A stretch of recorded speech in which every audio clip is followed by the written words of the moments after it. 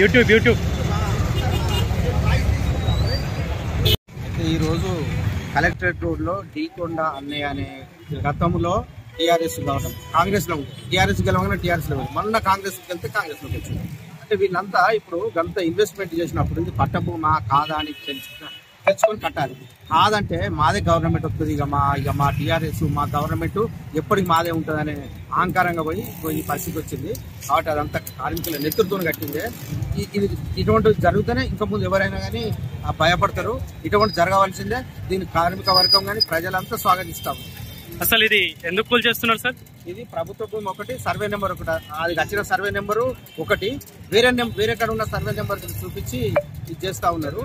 కాబట్టి ఇటువంటి జరగవలసింది సార్. గతంలో టీఆర్ఎస్ గవర్నమెంట్ లో మొత్తం ఇదే అలా తిరిగి ఇష్టమున్న కాడ కట్టుకున్నారు, ఇష్టమున్న నెంబర్ మార్చుకున్నారు, మొత్తం రిజిస్ట్రేషన్ చేసుకున్నారు. ఇక మాదే గవర్నమెంట్, ఇక మాకు ఎవరు తిరిగి లేదు అనుకున్నారు. ఇప్పుడు తిరిగి వేరే చోట ఉన్న సర్వే నెంబర్ చూపించేసి ఇక్కడ కట్టుకున్నారు. పర్మిషన్ ఎక్కడ తీసుకోండి కట్టుకున్నారు. ఇది జరగవలసిందే. ప్రజలు కూడా ఆశిస్తూ ఉన్నారు మొత్తం.